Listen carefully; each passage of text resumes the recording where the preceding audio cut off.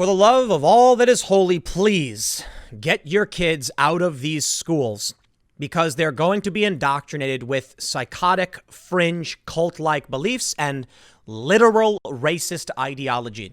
It is no joke that the woman who wrote White Fragility is a racist. She literally calls herself one. We must stop taking our cues from those people. But now we're hearing Tennessee mom says parents asked to sign ridiculous waiver that they will not eavesdrop on kids' online lessons. What are they trying to hide? What is the problem?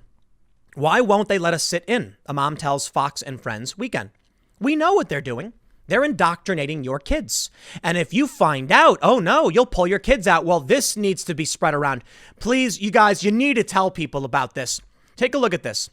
U.S. schools revamp curricula in response to Black Lives Matter. Why? We want to teach kids math. We can teach them history based on a global perspective. That's fine. But they need to know American history. They need to understand who the founding fathers are, who our presidents are.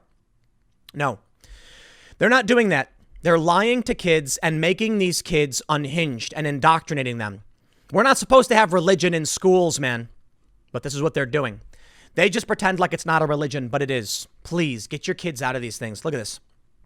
A Tennessee school district is under fire for asking parents to sign a form agreeing not to eavesdrop on kids' virtual classes over concerns they could overhear confidential information. After significant pushback, Rutherford County Schools is allowing parents to tune in with permission from the teacher. But they can't record the classes. It's ridiculous. It's so hypocritical because they've been data mining our children for years. Compliments of Common Core.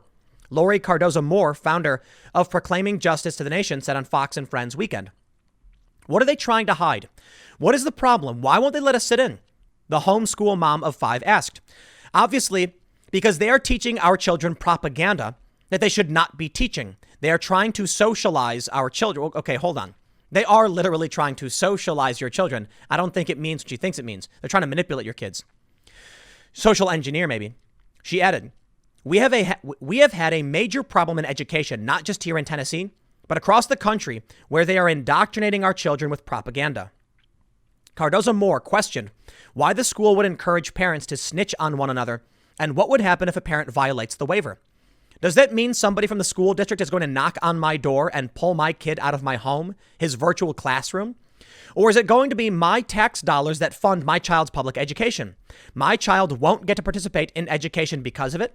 The school district responded in a statement to Fox News. We are aware of the concern that has been raised about this distance learning letter that was sent to parents. James Evans, communications director for Rutherford County Schools, said. Evans added, we have issued new guidance to principals that parents can assist their children during virtual group lessons with permission of the instructor, but should refrain from sharing or recording any information about other students in the classroom. Cardozo-Moore said this is because teachers are pushing social justice instead of reading, writing, and math, and they don't want to be held accountable to the parents. And this is a fact. They're doing it. We've seen it. We've seen the threads. They're saying straight up, they're not teaching your kids how to do multiplication, how to do addition or math. They're literally telling people on Twitter 2 + 2 can equal 5. Maybe it just depends on your axioms. There's a reason why we have systems and languages. Did you know that the word run can mean 500 different things, or whatever dumb argument you want to make? Just because different languages use different words doesn't mean that 2 + 2 can equal 5. It would be like saying, did you know that, hombre can mean man, or it could mean nothing because in English, hombre means nothing? I get it. You want to change definitions. When we're talking about math, we are talking about a language, a set of ideas. These are things that describe things that exist. They're objective. What do you think is going to happen to your kid when they get out of school and they don't know how to do math? They're going to be dependent upon a system to do math for them. What these people don't realize is that ultimately you will just destroy everything because no one will know math eventually. And it'll be like idiocracy. They'll be jamming square pegs through round holes, or at least trying to. Take a look at this from Union Leader.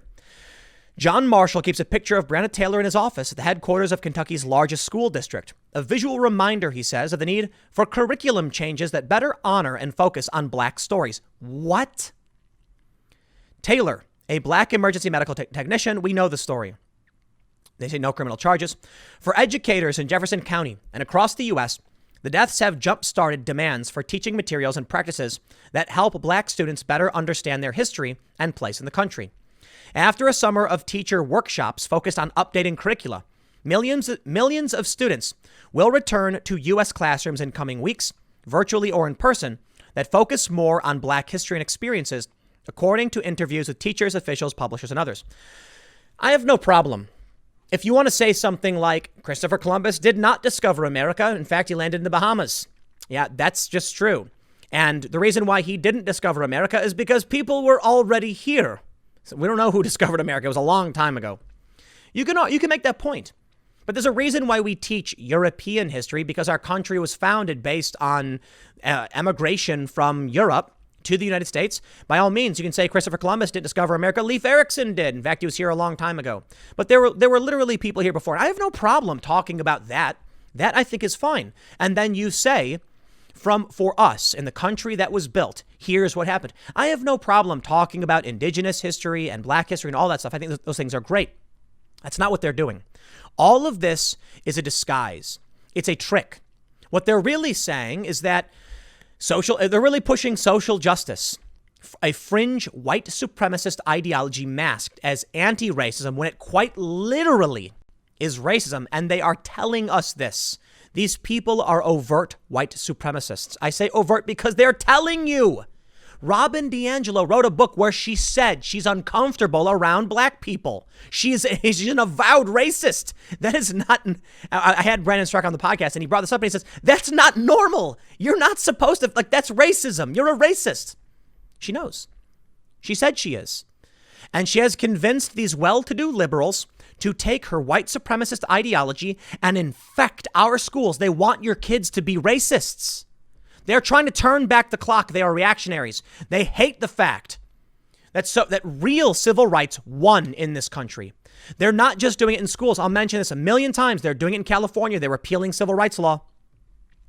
They are changing the curriculum in schools to teach your kids about a cult-like ideology that has nothing to do with surviving in the world or preparing them to be a functioning member of our country. Now, to be completely fair, I'm not a big fan of schools as it is. They don't teach you how to do finance or taxes. They expect you. You know what I love about how our school system works? I remember when I got my first job and they were like, now you got to pay your taxes. And I was like, huh? What does that mean? You're just supposed to know. I don't know. What are you talking about? Just supposed to know.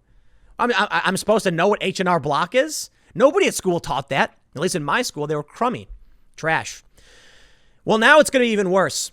Not only do they not teach you how to, maintain finances and get a job or start a business, which you need to know how to do to survive, they're indoctrinating kids with a fringe ideology based off of media, viral rage bait, garbage.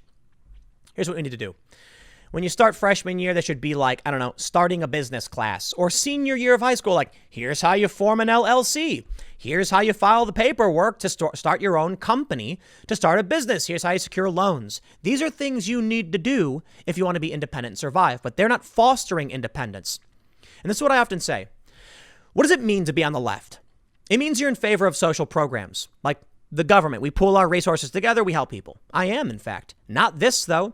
I would love a program where it's like, we are going to help you learn to fish. We're not going to give you the fish.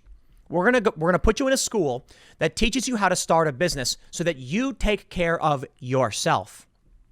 These schools, every day, every week, every month, every year, every decade, inch closer and closer towards making you dependent upon the system. That's what college is. College is the final nail in the coffin. This is why I think colleges are awful. We need to stop the student loan garbage. You see, not only have you been indoctrinated your whole life in institutionalized learning facilities, they're now injecting their religion into it. It's just another part of the process, I guess. But colleges literally make you an indentured servant. Take out this massive loan you'll never be able to pay back and you can't file bankruptcy on. That's where we're headed. Everybody's going to be massively in debt. They're going to demand the government save them. And they're going to have fringe cult-like ideologies. And they're starting to infect our government institutions. They're lying about our history. They're rewriting history. And now they're telling you, you don't get to know what your kids are hearing. They're brainwashing your kids. And then you see the sad stories. kids turning against their parents, calling their parents racist and shutting them out, to an extent. I blame the parents. Look, you got to know what your kids are doing. You got to pay attention to your kids. You got to be there for your kids. You got to teach them yourself. But it's been an ongoing problem. I don't think it's a grand conspiracy. It's dominoes falling over. It's obvious. The parents are working. The kids are in the schools. The unions are dependent on government money. The unions have an interest in protecting what they want and how they get paid.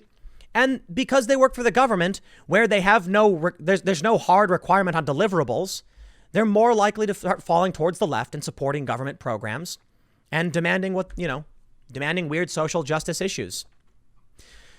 Watch your kids. Homeschool your kids, please. You want to make sure they're getting socialized for sure. And what I mean is meeting other kids. But this is freaky stuff. I'll leave it there. One more segment coming up in a few minutes. Stick around and I will see you all shortly.